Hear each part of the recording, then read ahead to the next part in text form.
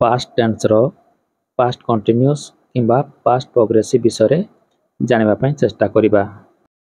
Past tense रो past continuous पूर्व video रे past tense रो past simple विषय आमे डिस्कशन करिथिले। सेही वीडियो रो लिंक मध्य डिस्क्रिप्शन रे दिया जाई अछि। देखंतु जे कोनसी वाक्यटी पास्ट कंटिन्यूअस रे अछि बोली आमे किपरि जानिबा।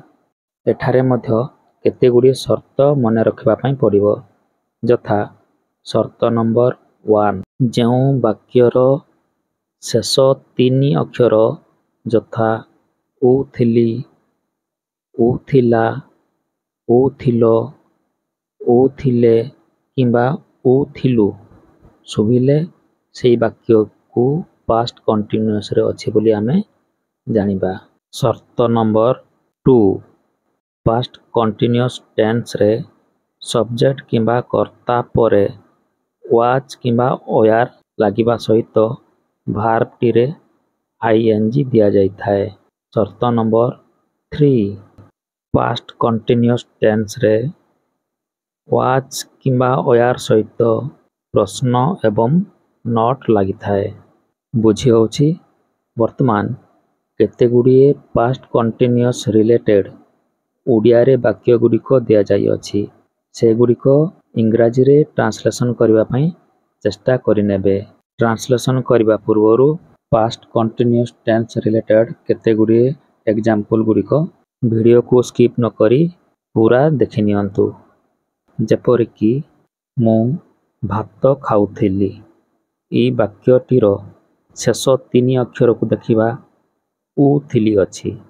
तेनु एहा पास्ट कंटिन्यूअस टेन्स रे अछि बोली जानिबा। बुझी गेला।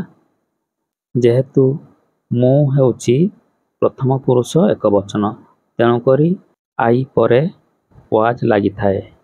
तापरे वर्ब को चिनिबा। वर्ब एठारे खाइबा आमे जानछंती खाइबा रो इंग्लिश ईट तेनु एही ईट रे आईएनजी लगेबा ताहा हेबो ईटिंग। बुझेला।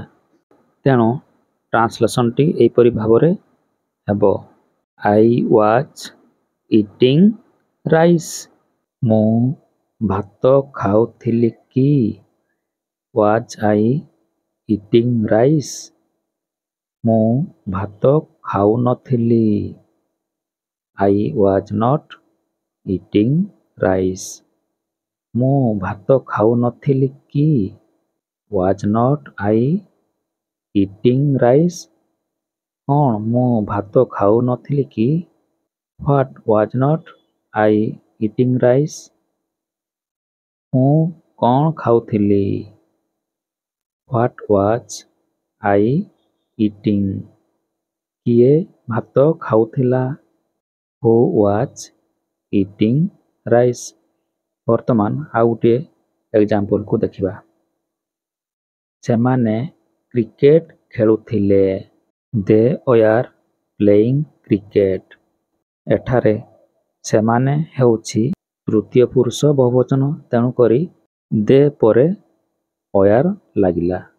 सेमाने क्रिकेट खेलुथिले कि आर दे प्लेइंग क्रिकेट। सेमाने क्रिकेट खेलु नथिले they are not playing cricket. सेमाने क्रिकेट खेलु नथिले कि are not they playing cricket. सेमाने कोन क्रिकेट खेलु नथिले कि what are not they playing cricket. सेमाने कोन खेलुथिले व्हाट आर दे प्लेइंग। किए क्रिकेट खेलुथिला हु वाज प्लेइंग क्रिकेट।